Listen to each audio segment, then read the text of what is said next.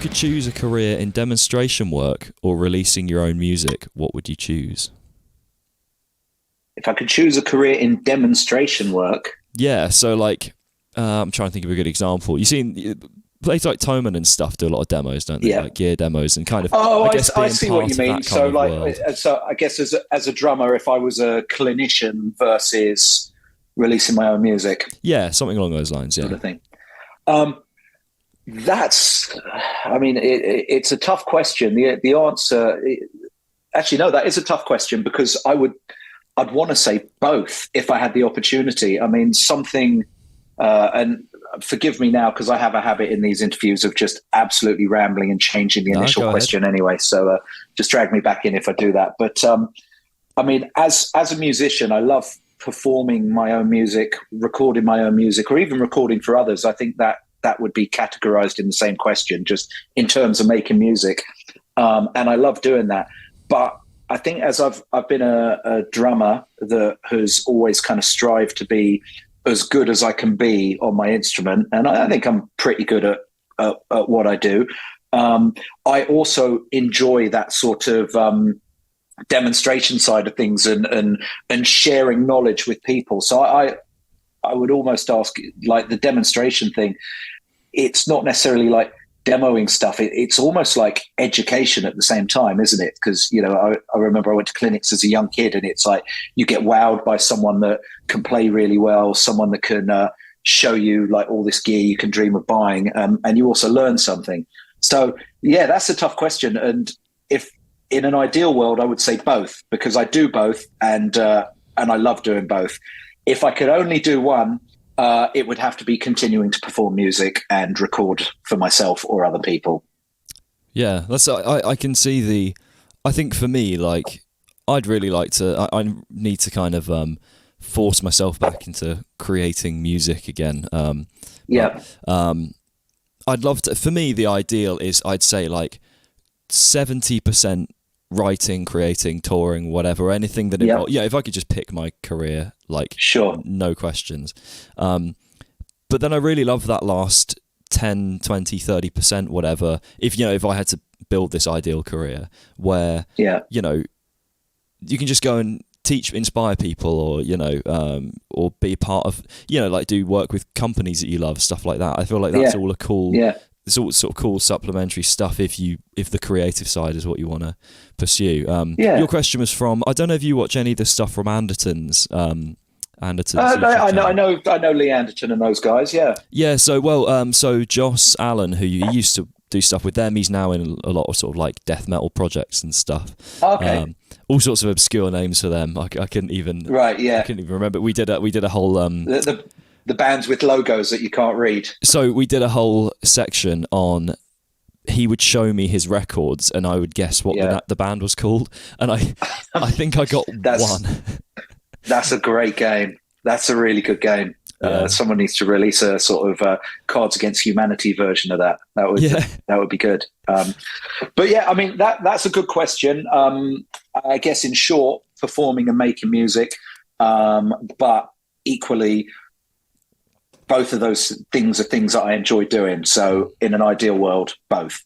What do you, in terms of the practicalities of sort of being a musician nowadays, do you enjoy doing lots of different things, you know, like playing with a variety of artists and kind of having different pursuits? Or in your ideal world, would you just have your one thing? Or do you enjoy that variety? No, definitely a former comment there. I think I've always been a drummer that wants to do, notice I don't call myself a musician, just a drummer. But I always want to do things, I want to do as much as possible. I think if I was one of those people that was in one band, no matter how big, I don't think that would allow me to have the creativity that I wanted to have. And I think for me, at least for me as a musician, it's important to pursue different things and play different styles of music, play with as many different musicians as possible. And I think that stems from when I was younger. Like I would see bands that would be like the big band for a year or 6 months or 2 years or whatever it was. And then they'd fade into obscurity for whatever reason. And you'd find that because these musicians had sort of dedicated themselves to one thing only, they weren't really able to go and play with other people afterwards. It was kind of like, oh, it's my band or nothing else. And I never really wanted to fall into that category. I always wanted to perform with other people. So, definitely playing with as many people, as many styles, as many projects. And luckily I'm in a position where for now I seem to be doing that. So I get all my musical outlets. Yeah. I mean, I saw, so the reason I contacted you is I first saw you with Devin at Bloodstock. I was like, and that was, right. I just enjoyed that show. Oh, you're at the Bloodstock show. Yeah. So, my old band actually played. Well, we played on the New Blood stage, so we were just doing a little, I think it's New Blood, is that what it's called? Or I can't remember, it's something like that. But either way, the little, the one that you can kind of, it's the metal. The up and coming bands. Yeah. So unfortunately, the didn't quite get the AAA pass, so I wasn't quite on the side of the stage, more in front of it. But yeah, I thought that was such a cool show, and I think what I found interesting is obviously if you watch someone like Devin, he's so sort of charismatic and sort of he can just completely sort of control the crowd, beyond the music. Like, I mean, just in terms of his presence and stuff. Do you find you really kind of are you able to kind of perform independently of how energetic the people around you are? Do you feel like does it help to have someone like Devin being himself like that, giving you that extra energy to just kind of put into the performance? Or do you feel like you've got to a point now where regardless of how entertaining or charismatic or anything the people around you are, you can just kind of pull out the bag anyway? I think it helps when you have musicians around you that are charismatic and have a stage presence, and all of them have stage presence in a different way.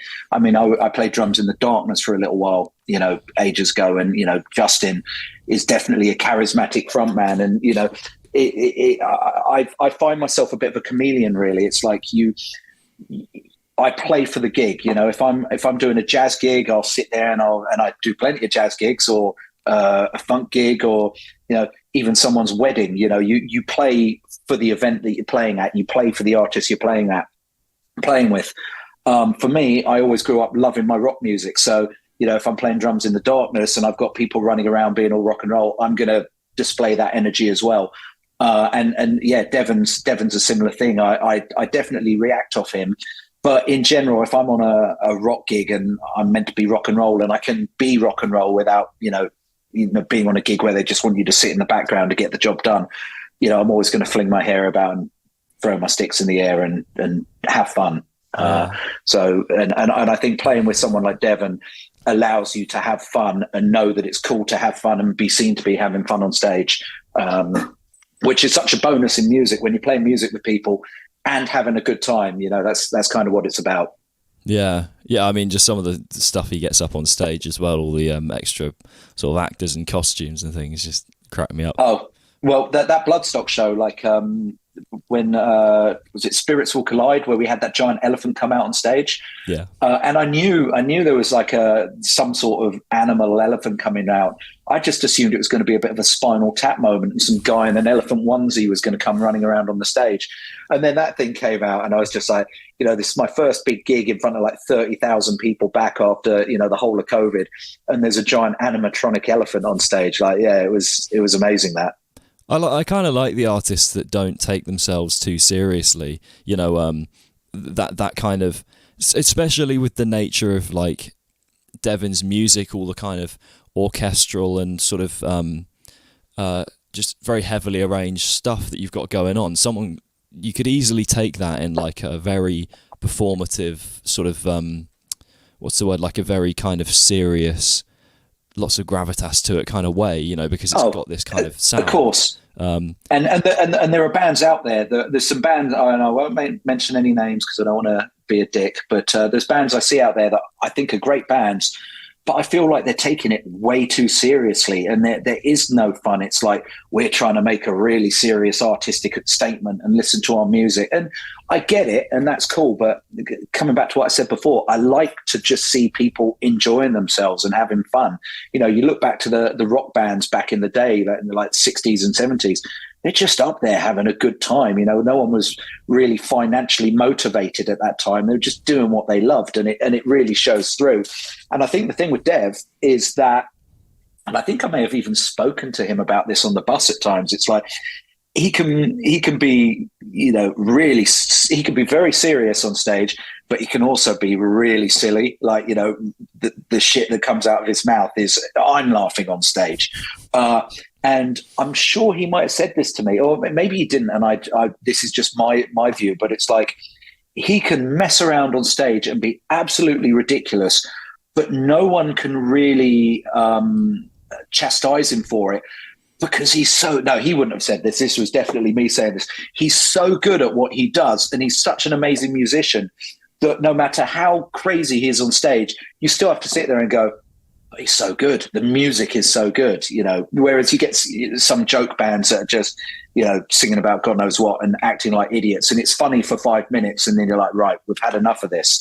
Whereas with him, it's just it's a really good time. Mm. I feel like there's a sense of authenticity, and just not just with Devin, but with the best bands and the best performers. It's like, I know so many, and I even see it on big stages, you know, with certain bands, and where you see an artist and you just don't feel like what they're putting across is really how they're feeling in the moment. That's always a bit of a bugbear of mine, when they're kind of like going absolutely nuts, or like they're just doing something, pulling faces, whatever, and you can tell when you watch, it's just not like an authentic thing, and I don't know whether that actually really enhances anything at the end of the day. No, it's hard to say. I mean, you're always going to get a musician that you've got one night on tour where you're tired, or you've had a bad day, and maybe you don't come across as being as genuine, and maybe you aren't loving it that day because, you know, life has got in the way. But like I say, on the most part, I think if you truly love what you do and you enjoy playing music, you're not thinking about the financial side of things. You're not thinking about the fame. You're not thinking about any of the bullshit that goes with it.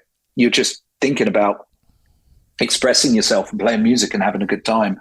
I think as long as you go into it with that frame of mind, it should come across as genuine.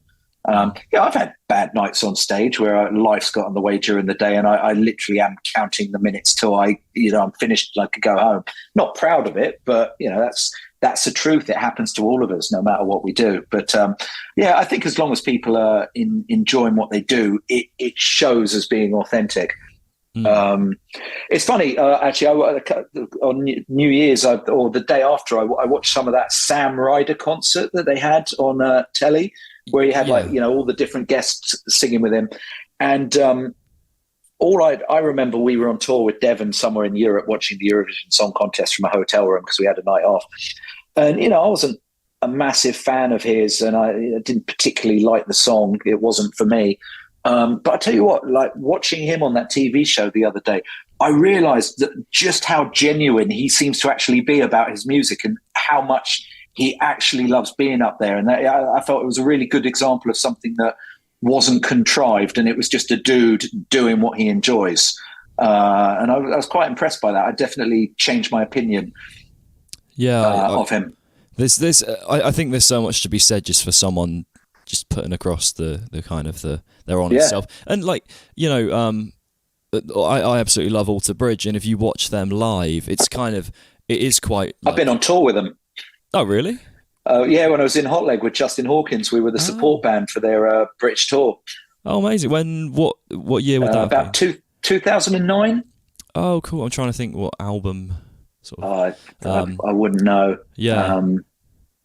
Either way, but they were great. They were really nice guys. Yeah, and I feel like if you watch like Tremonti or someone performing, he's not like, he's kind of obviously headbanging and sort of doing the poses and whatever, but it feels like genuine, and it's far less than maybe certain other bands. If you take like Steel Panther or someone, you know, it's far less than they do, but it just looks genuine, and I think that's enough. You know, I think that's like, as long as you feel like you're getting that. Personally, Yeah, but I mean, even Steel Panther, I mean, yes, it's a parody band and they're having fun, and the lyrics are hilarious, and they're sort of ribbing the bands of yesteryear and that whole image. But you know, I think they genuinely come across as they enjoy it and they dig what they're doing. And in fact, they came to our shows we did in LA, and we hung out with some of them quite a lot, and they were just really nice guys as well. It's a business because you're playing a style of music, but they seem really cool, and I think they genuinely seem like into what they're doing.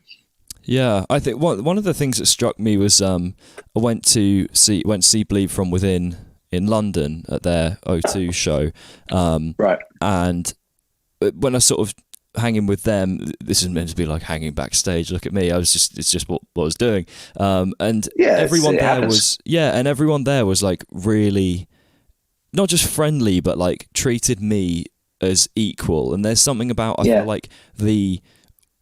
like if you want to get to these kind of places where you're playing these bigger shows, I think there's a lot to be said for just like being approachable in that way. And yes, obviously, I suppose Steel Panther, they could keep that facade going if they wanted to. They could.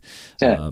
But I think it says a lot about someone's personality of when you meet them backstage or whatever, and they're still like that. But it's still cool. Yeah. Well, the thing is, though, I mean, and this isn't just music; it's kind of everything, really. I think the two good qualities in any job, or the two necessities, are you need to be good at what you do. You don't have to be good at what you do. And there's a lot of bands that aren't great musicians and they've made great music. But on the whole, I think the better you are at what you do is a massive bonus.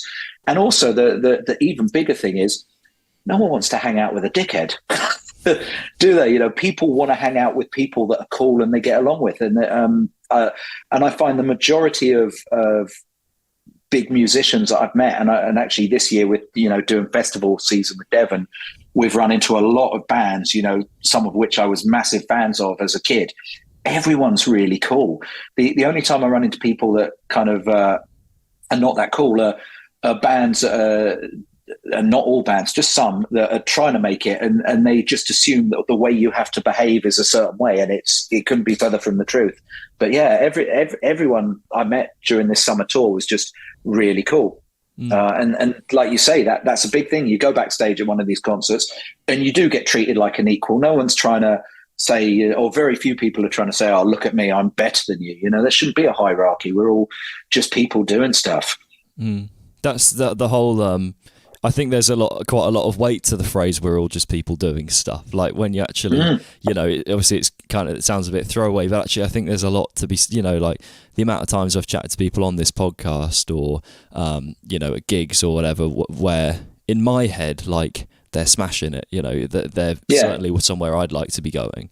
And they've all got their own problems and they've got their own things they're obviously happy about, but like doing this podcast, one of the big things I've learned about it is just the sort of I guess the humanity behind a lot of people, where they are just, although yes, they might have things that I aspire to and that a lot of people listening aspire to, at the end of the day they're just normal people. Well, I mean, in fact I had a conversation with this earlier with a friend of mine. We were chatting away and he's like, oh, I'm bit down at the minute, this is going on and it's all a bit stressful, and this is a guy that's actually done well for himself, has money, has a nice house, has a lot of great things, and he said, oh, I shouldn't say that because there's people worse off than me, and I should be grateful that I have this and this. And I just think, what, we're all the same, and just whether you've got no money in the bank or a million quid in the bank doesn't mean that we don't all share the same problems and the same stresses.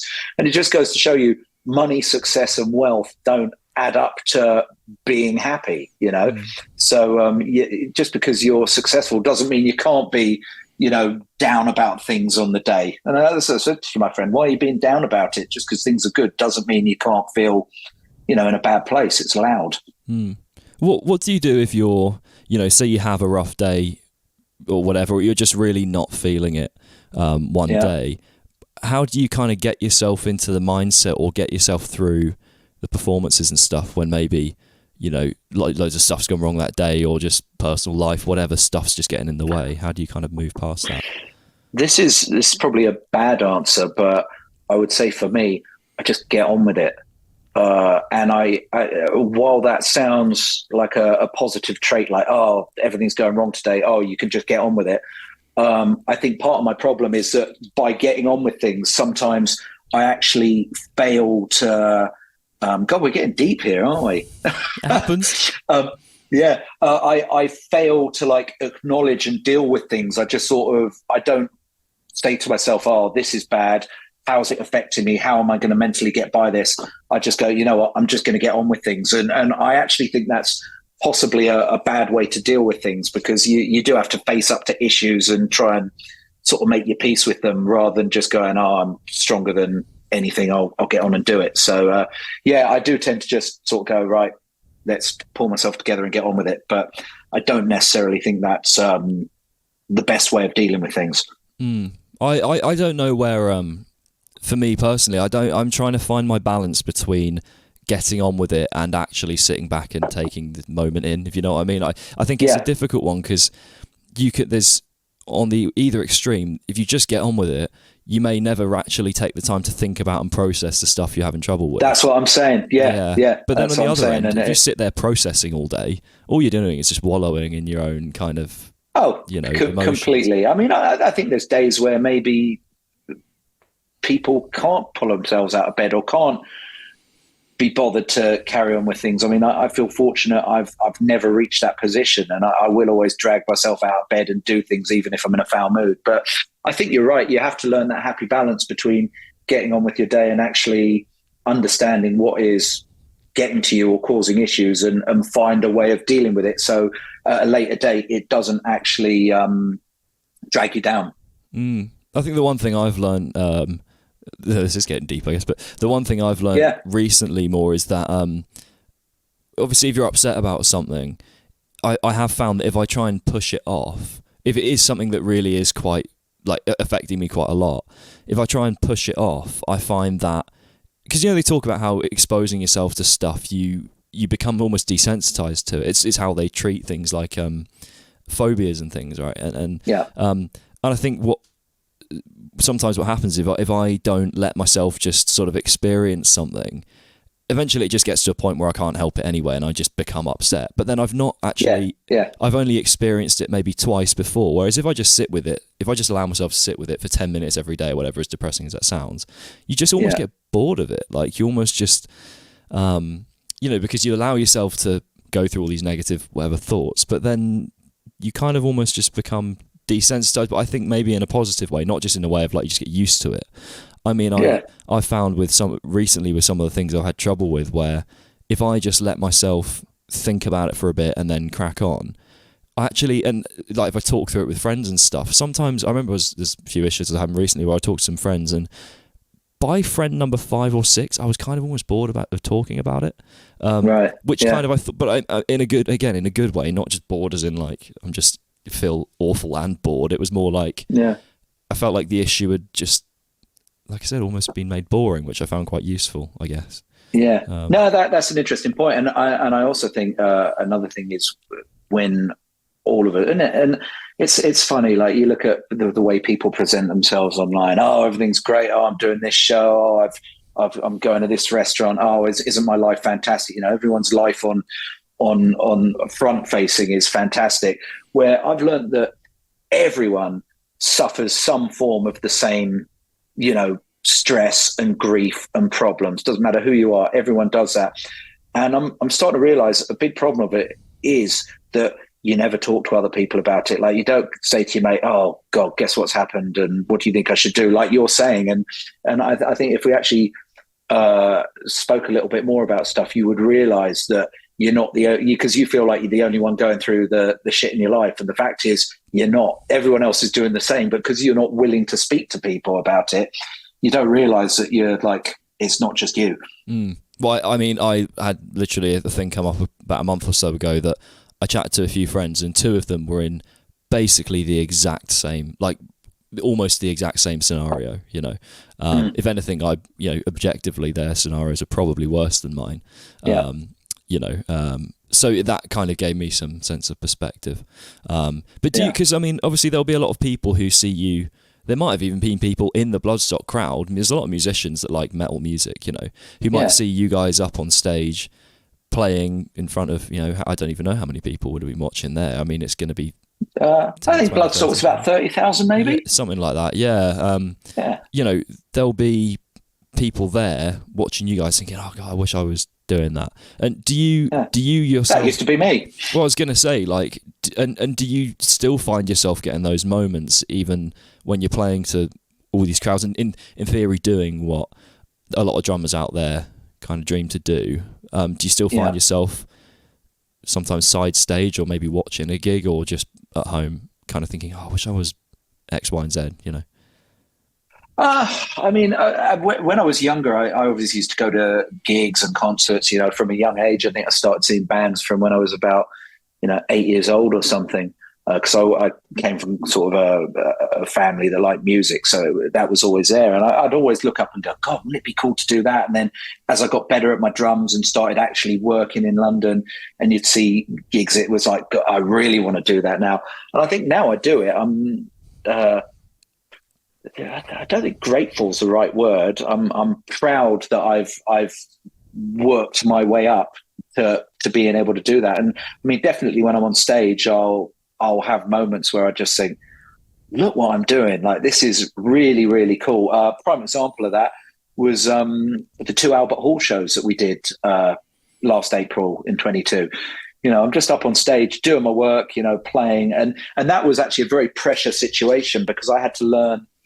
Devin wanted to play 2 separate 2-hour sets each night, so he didn't repeat a single song. So I ended up learning about 45 songs of Devin's in a month.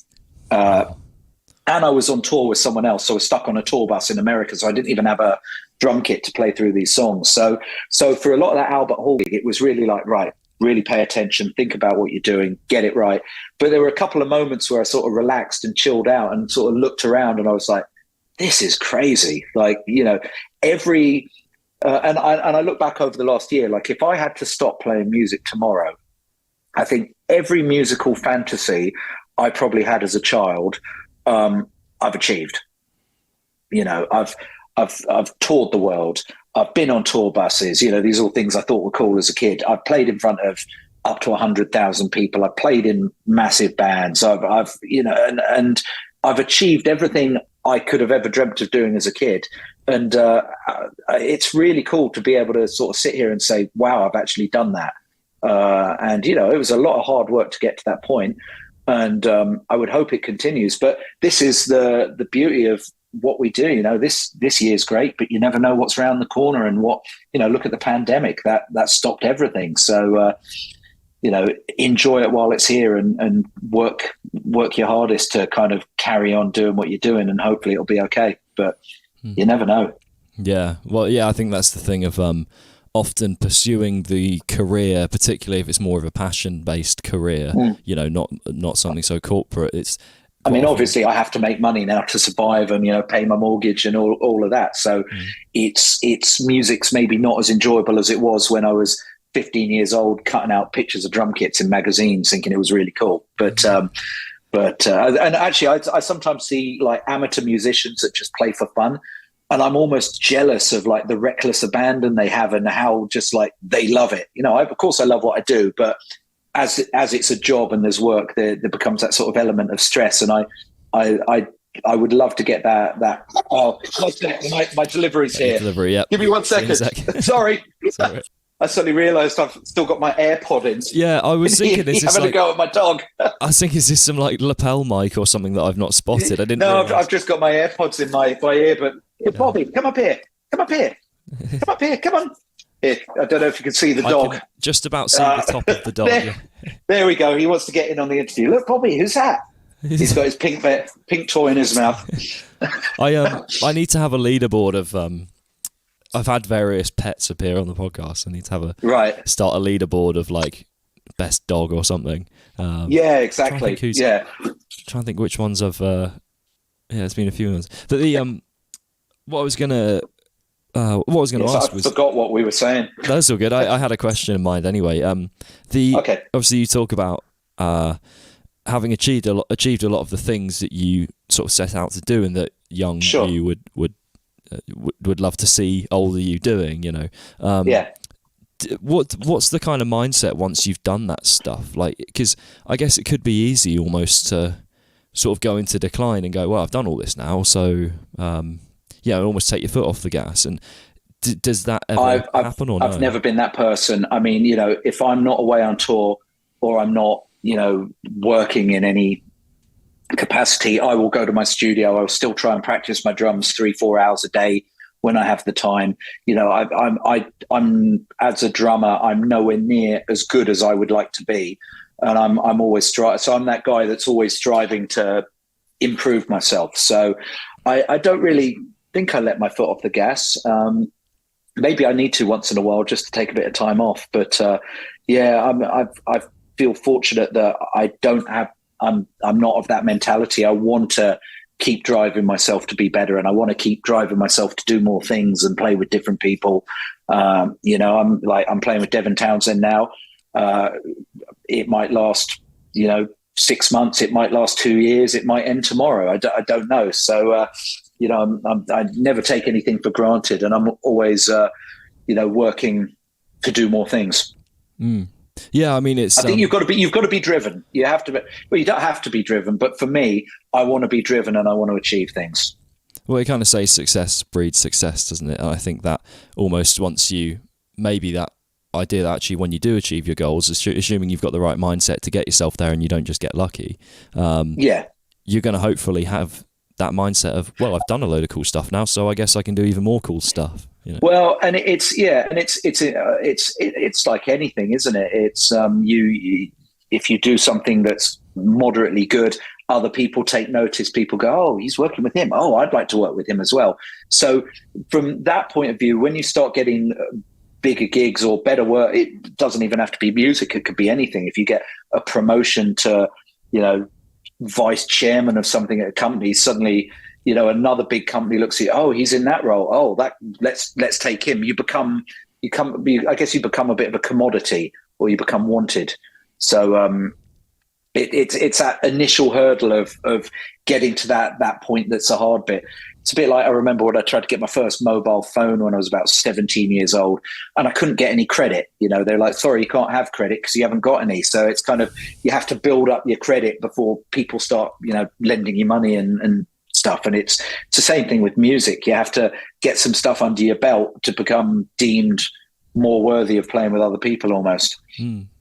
So I've got two questions that kind of relate to that. Yeah. So one would be, I'm going to ask them both because I'll forget if I don't. Sure. One would be, what was the first gig or sort of career thing that you did where you thought, whoa, this is a step up, Yep. And then the other one, have I forgotten it? I better not have forgotten it. Oh no.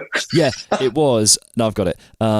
Okay. I mean, you don't have to name it if there's a reason not to, but sure. What's the gig? Has there ever been a gig that you've had to turn down for just some reason, like you're just not around, that you think, oh, I wish I could have done that, Yeah.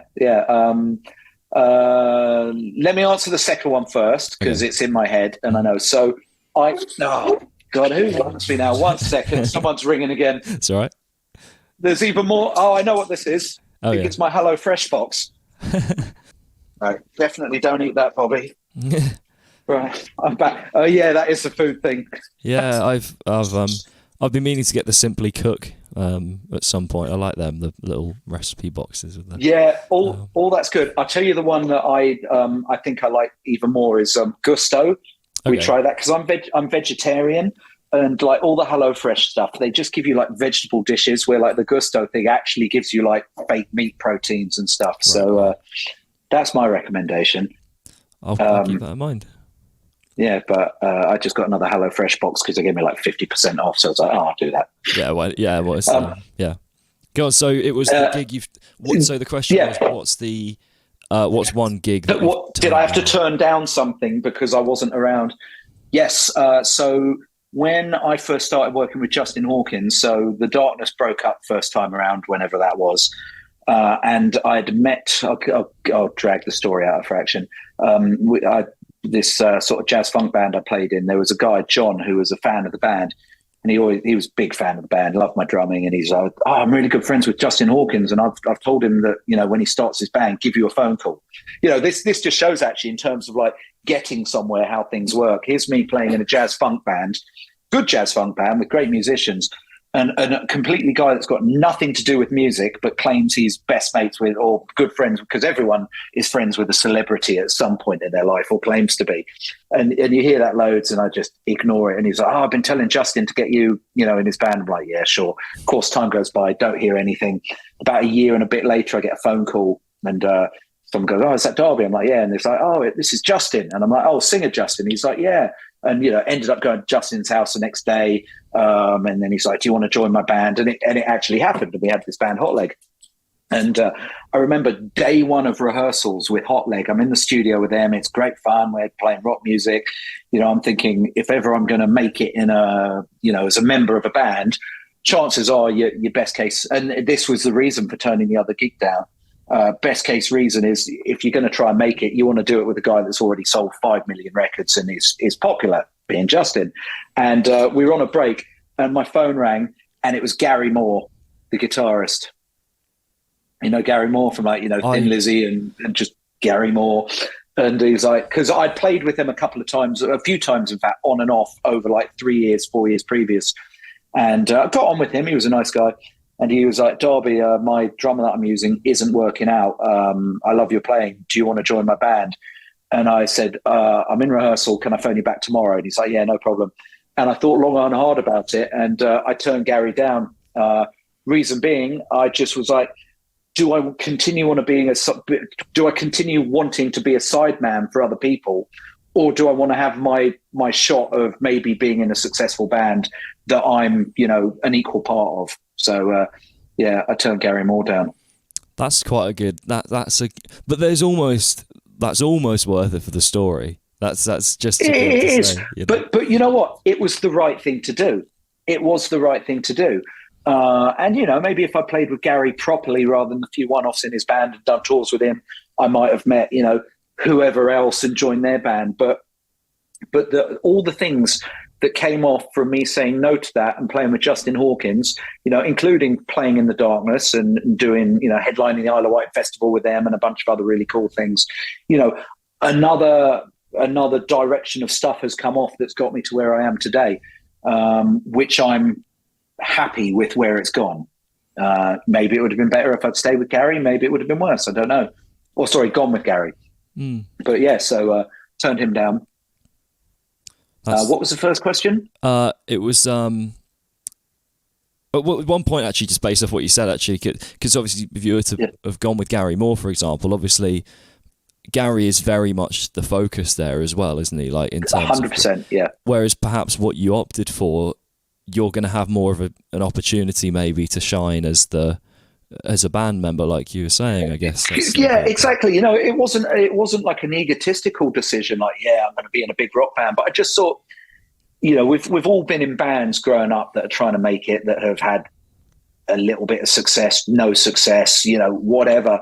And again, I figured, if I'm going to try being in a band that's going to make it and have some success and make some money and play shows, be in a band with a guy that's, fairly has been there, done it, and is successful. There's a lot more chance that your band with Justin Hawkins was going to do well and be successful than, the band from around the corner that are just four guys that love it. So that was my reasoning. And I still stand by that decision, and I'm happy I made that decision, because a lot of amazing stuff came out of it, even though that band I was in with Justin only lasted about a year and a half.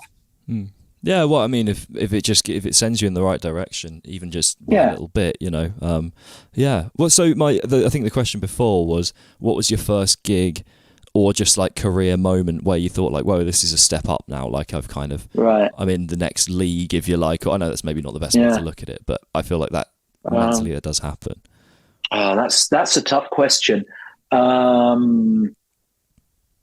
I think when I was a lot younger and I started, this wasn't necessarily oh, look at me, I'm playing massive gigs or anything, but it was when I started getting regularly called by successful session musicians in London, because I guess you could say I'm kind of, even though I don't think the term session musician really applies anymore, I don't think there's such a thing, but when I started getting called regularly by musicians, and the phone was ringing going, oh, hey, can you do this, or do you want to do this, or do you want to do that? They weren't necessarily big gigs in big venues, but it was the fact that I was getting called by my peers and people that I respected. I think that was, for me, a big part where I was suddenly like, this is going okay. You know, the size, for me at the time, it wasn't about the size of the gig or the size of the artist. It was about the caliber of musician I was playing with. And the fact that these people that I looked up to were actually giving me the time of day and calling me, I think that was quite a defining moment where I thought, this is cool. I think I'm doing something right. Yeah, it's interesting that you kind of pick something that relates actually more to it. It ties in with how comedians love impressing other comedians. You know, I think any good comedian would rather make a comedian laugh than the audience, almost, because it's an indication of like you're doing something right. Because I guess, you know, there's lots of cheap jokes out there that you could make that might make an audience laugh, but maybe don't have much substance. I guess the same goes for music, you know. But yeah, it's also interesting that that you didn't pick a particular gig or anything. That actually it relates more to a sense of like, well, I don't quite know, a kind of. It's a sense of furthering myself, a sense that I'm on the right path, and what I'm doing to get to where I want to go is working. I think. Yeah, I think it's definitely that. So yeah, it's interesting actually. It wasn't about, oh, I'm playing Wembley, therefore, you know, I've made it. It was more about just the continuing process of where I was trying to get to. I think very few people, you know, are here and then a week later they're up here. You know, it doesn't work like that for the majority of us. It's more of a casual burn up. So yeah, I think it was just knowing that things were going in the right direction. I think that was almost a defining moment for me. Yeah, well, it's a cool. I think it's maybe an important thing for people that still maybe don't feel like they're getting where they want to hear, because then it can maybe shift your perspective as to how you measure where you're going, rather than rather than it being about. And I imagine those are the phone calls that get you the gigs. So it's about the furthering yourself rather than measuring it by, oh well, I've played them in front of this many people, then I've got to do this many next time, and all that kind of stuff. Well, that just, you know, amount of people, and that's just a superficial thing, isn't it? That you know, I could have got lucky and done one massive gig and then got, you know, that's it, and then it's over. I'd much rather, you know, sort of slow and steady and make my way there. Yeah, that's in terms of who you've worked with before. What can you think of the person that maybe sort of surprised you the most, or like the artist or band or whatever that working with it you thought like, whoa, this is cooler than I expected, or this? Well, I wouldn't ask you to say this is worse than I expected, but you know. Oh no, there's plenty of people I have worked with that can say it's worse than expected. Yeah. Let's put a positive spin. Yeah, I'm just trying to think. I off the top of my head, I don't know if I could pinpoint it down to one thing or one person, but now I'm being hopeless. I'll come back. Let me keep thinking, and I'll see if I can think of something. Sometimes these things just were in the back of your head. Yeah. I don't think. I don't think I've ever met one person that's really surprised me. I think I'm quite a positive person, so I just always assume people are going to be cool, and so maybe I would be surprised if someone wasn't cool. Makes the other end of the question easy, doesn't it? Yeah, I just assume everyone's going to be all right. So maybe my thing would be if I've met someone that I expect to be nice and they're an arsehole, then I would notice. But maybe I just haven't met many people like that. Yeah. Well, I guess I'm sure there are some. I guess by nature, unless you're phenomenally good at what you do, if you're a complete arsehole, you're just going to get spun out of the system, aren't you? Because no one's going to work with you. So, I did meet one. I did play on, and I'm not mentioning any names here at all.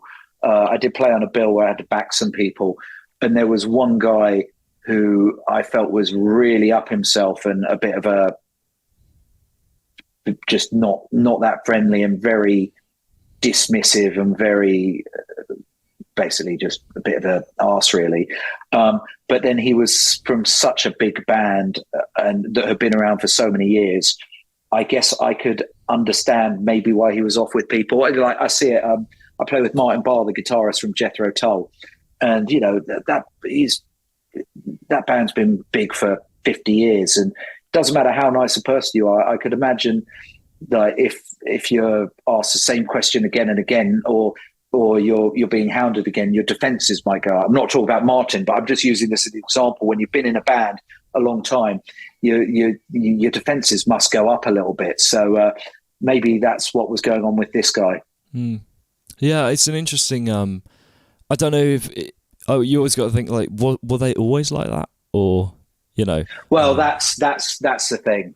I'll tell you who it was once we're not recording. Okay, I'm interested because when you said big band for a long time, yeah. I know obviously. Like huge. Yeah, because obviously some older bands, I guess maybe you can almost possibly. I'm kind of theorizing, but I guess the system nowadays is so much more dependent, from what I can tell, on the little steps working your way up. Whereas I feel like maybe perhaps 30, 40 years ago, it feels more like maybe you would get spotted by, an agent, because all the power was with the labels. So you didn't have to be necessarily a nice guy, No, I think you're right. But I think people that are egotistical and not nice guys, I think it's probably inbred in them. I think there's very few people that become not very nice, just because they've got money or success. I don't think many people are like that. I think most people that are arseholes now were probably arseholes when they had nothing, Have you found anything has changed about your sort of behaviour, or how you sort of, I guess, how you interact with the world as you've progressed with your sort of career? I would like to think I haven't changed at all. I give everyone the time of day. Quite often I'll get random messages from people on, Facebook or Instagram or whatever, and I'll still try and respond and be nice. I may not drag the conversation out and let them become my best friends, but I try and treat people with respect and treat people as I want to be treated. And I think you've got to do that. And I haven't sort of, when I've had my moments where I'm playing on big stages or become like the world's biggest diva and demanding stuff, there's no time for that. And again, I think, when you start becoming the person like that, you get weeded out, don't you? People don't want to be around people like that. Mm. Yeah. It's it's funny because a lot of the time when I say these things, like I'm sort of trying to work my way into the industry. I want to get back. I was in a band a while back, and I'm looking to kind of get back into that. So a lot of these things, I'm just kind of going off of what everyone else has told me and what I guess to be the truth. So it is interesting hearing it from someone who's kind of out there doing it, which is cool. There's one more question I had that I just related to kind of the things like touring, and actually we talked about sort of things like, if you're having a rough day, how do you crack on, things like that. For me, like a massive part of staying healthy and happy is having a good schedule and kind of routine in my day. And obviously if you're touring, that's pretty hard to do, especially when you're in different time zones and you're just in and out of the venue, no time to do anything. Do you find that you can maintain a good base level of just like mental kind of I guess contentment and just I don't quite know the word, but sort of an emotional balance when you're on tour? Because obviously there's so much stuff happening. Again, this is me making things up. I'm assuming I've acting like I've been there, but I'm assuming there's a lot of stuff that gets in the way of just like a healthy lifestyle. I don't just mean like physical health. I mean mental health, all sorts. I think I enjoy my touring. Depending on what style of touring you're doing, if there's lots of flights involved and, every morning you've got to bed at 2 and you've got a 6 a.m. lobby call, those things can be difficult. I don't find them necessarily mentally draining, just find them tiring, but there's normally times where you get to rest and catch up.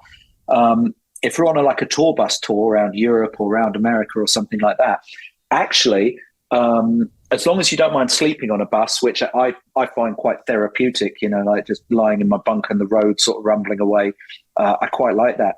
I found like on the tour we did this summer with Devin, we went out and did a 3-month tour with Dream Theater and all around Europe. And actually, you finish a gig, have a shower, get on your bus, depending on where the bus is going. The bus might leave at 11 o'clock at night. It might not leave till 5 o'clock in the morning. But yeah, have a shower, get on the bus, hang out with your friends. None of us are particularly massive drinkers and, partying and, let's go crazy. It doesn't really happen like that. You go to bed, wake up, you're in the next city where you belong, go in your venue, have a shower. Normally I've slept a good amount of hours. Go wander and take in some sights if you're somewhere you can be. If you're tired, have a nap. So actually, I found on tour, I was getting more rest and more sleep than I do at home. And I felt great. The biggest problem for me, I think, is trying to find a healthy work-home life balance. Being away from home, like the first 7.5 months of last year, I was home for a total of 3 weeks. And that wasn't a period of 3 weeks in one chunk. It was like a couple of days here, 3 days there, 1 day there. And that can definitely put a strain on your home life, and it's difficult. So while I'm away, I enjoy it and it's fine. But I think finding a healthy balance between work and home life is important. And that's something I'm striving to work out this year, because I think I'll be a lot happier for it. Do you think longer term you'd look to sort of, as you get older, do less of the touring, or is it something you think you're always going to have that itch to do? I mean, it's a tough decision, because right now touring makes me good money, which means that I can pay my mortgage, do things I want to do, basically survive life. Of course, I make money staying at home. I've got a recording studio, so a lot of people contact me and I record songs, and that makes me income. But touring is a nice hefty chunk that allows me to survive life. So maybe what I would have to do at some point is not play with so many people, So for instance, the first 3 months of the year, I was in America with Martin Barre, the Jethro Tull guy. Then I came home for 3 days and I was out for 3 months with Devin Townsend. Then I was home for 2 weeks. I was out in Canada for 3 and a bit weeks with Martin Barre again. The second half of this year, I've had a bit more time at home, so it hasn't been so bad.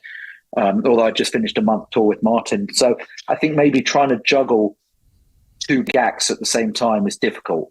In fact, I had to turn down, I can't tell you what this was. I'll tell you afterwards. But yeah, okay. I actually had to turn down another big act as well, just because I was already away doing something else. So,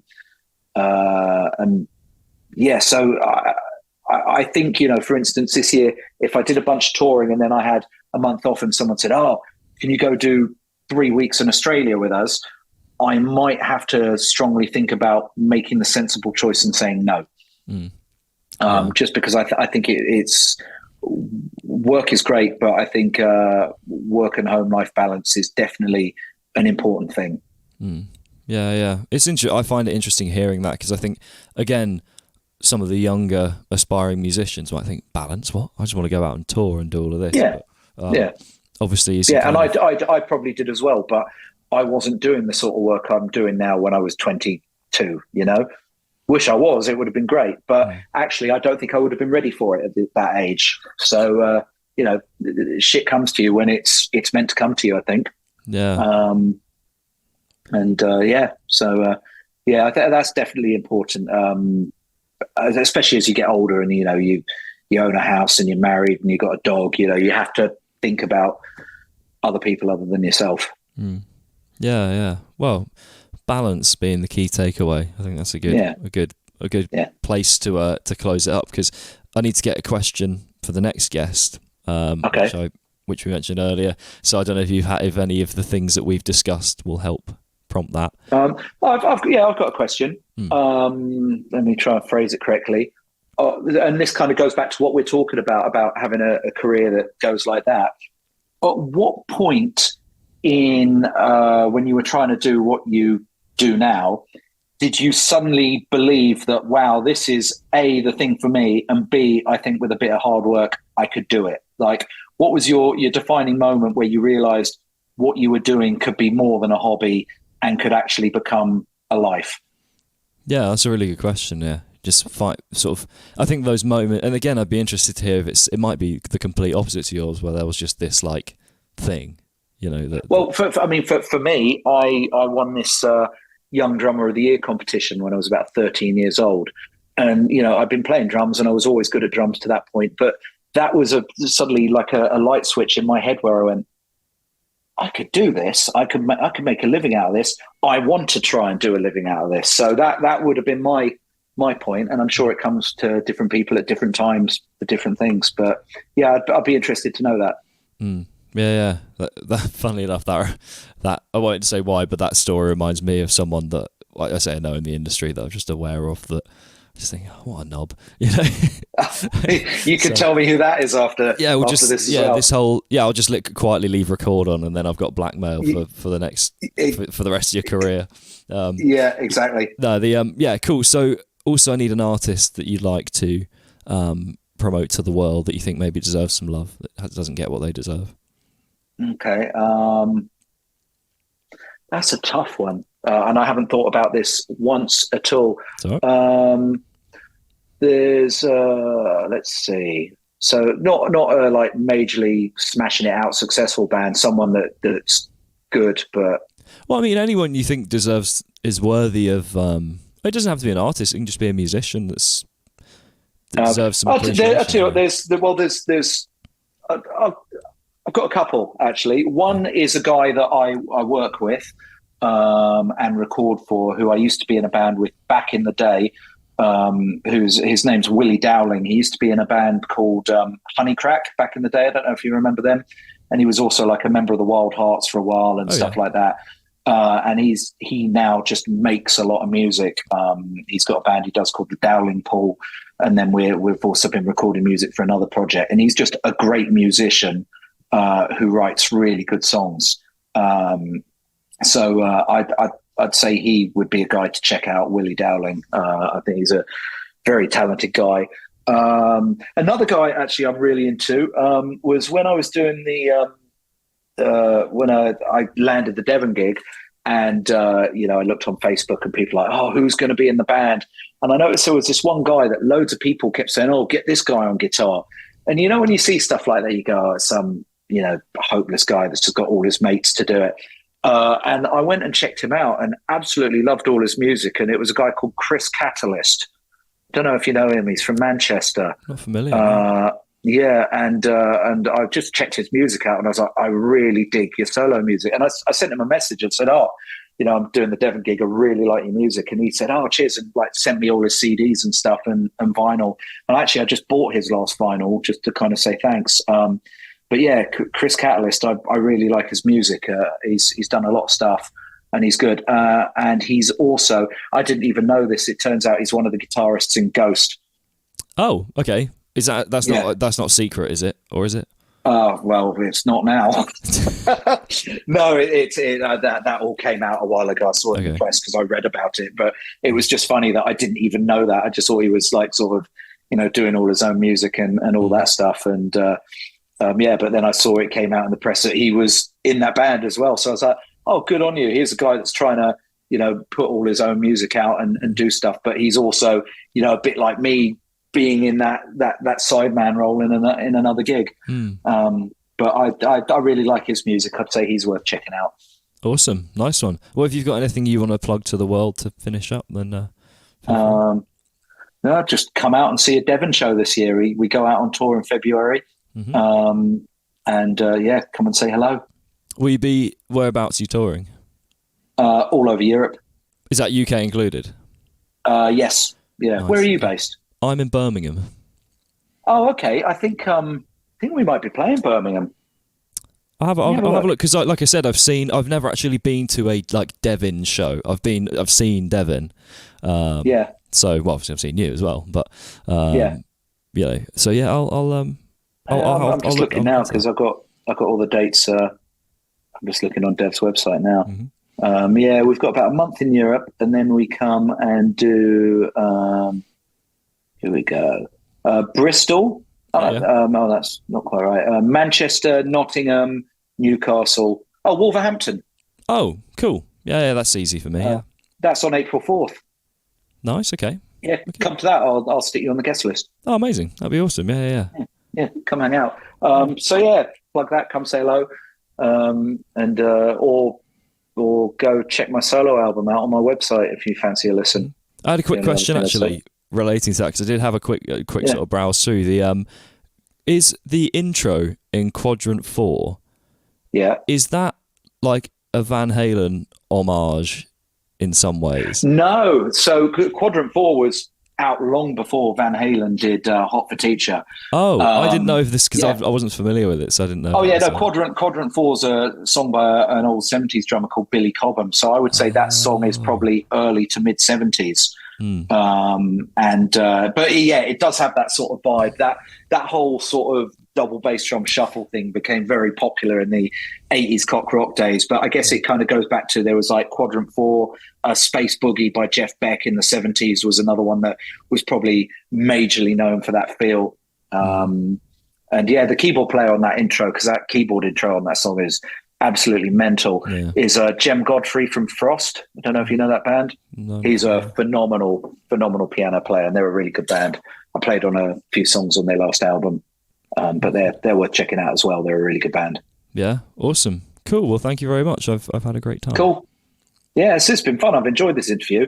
It's different questions than normal, which is quite nice. Yeah, well, I like to try and keep it's not just about music, which is equally nice. I think it changes things up a bit. Yeah. Awesome. Yeah. Well, thank you. Cool, man.